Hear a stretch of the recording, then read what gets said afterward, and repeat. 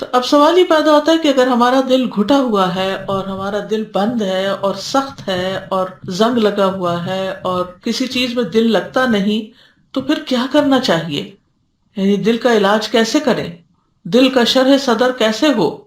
تو سب سے پہلے امام ابن قیم کہتے ہیں کہ انسان توحید اپنائے. یعنی ہدایت اور توحید جو ہے یہ شرح صدر کے بہت بڑے اسباب میں سے ہے کہ دل کو ہدایت مل جانا اور توحید مل جانا. اور شرک اور گمراہی سینے کے تنگ ہونے کے بڑے اسباب میں سے ہے. یہ ابن القیم کی کتاب ہے زاد المعاد، اس میں سے یہ آئندہ کافی چیزیں لی گئی ہیں، تو آپ لوگ خود بھی وہاں سے مطالعہ کر سکتے ہیں، زاد المعاد. تو بہرحال ہدایت جو ہے وہ شرح صدر کا باعث ہے اور کفر دل کی تنگی کا باعث ہے. پھر سینے سے ایمان کے نور کا نکلنا، ان اسباب میں سے ایک سبب وہ نور ہے جو اللہ بندے کے دل میں ڈالتا ہے، اور وہ ایمان کا نور ہے. ایمان دل کے اندر نور پیدا کر دیتا ہے، اس کو کھول دیتا ہے اور راحت پہنچاتا ہے. تو پہلی چیز تھی توحید، اور اسی کے اندر پھر توحید میں ایمان آ جاتا ہے، اور پھر اس ایمان کی وجہ سے انسان کا دل جو ہے وہ روشن ہو جاتا ہے. اور اگر یہ نکل جاتا ہے بندے کے دل سے، جب یہ نور کھو جاتا ہے اور اس کا سینہ تنگ پڑ جاتا ہے اور دل رکنے لگتا ہے، تو پھر ایک قید خانہ سا بن جاتا ہے اور دل کے اندر ایک گھٹن سی محسوس ہوتی ہے. ایمان سے ہی دل کو ہدایت ملتی ہے. فرمایا وَمَن يُؤْمِن بِاللَّهِ يَهْدِ قَلْبَهُ، جو شخص اللہ پر ایمان لے آئے تو اللہ اس کے دل کو ہدایت بخشتا ہے. دوسری اہم چیز علم حاصل کرنا.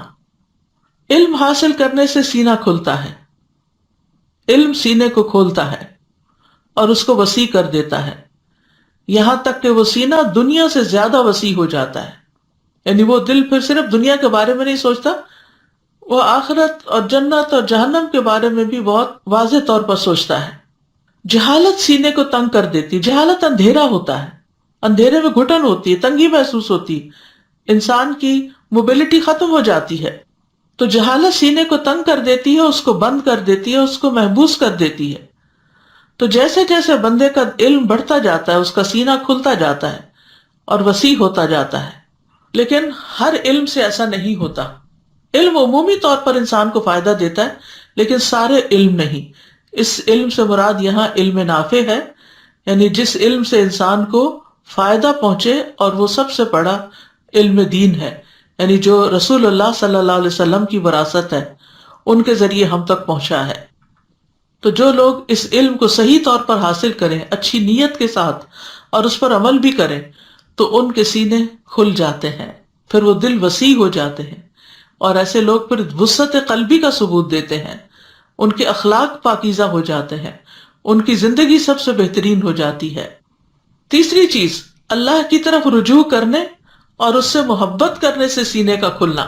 الانابۃ الی اللہ سبحانہ وتعالی، یعنی اللہ سبحانہ وتعالی کی طرف رجوع کرنا اور دل کی گہرائی سے اللہ سے محبت کرنا اور اس کی طرف متوجہ ہونا اور اس کی عبادت سے خوشی پانا.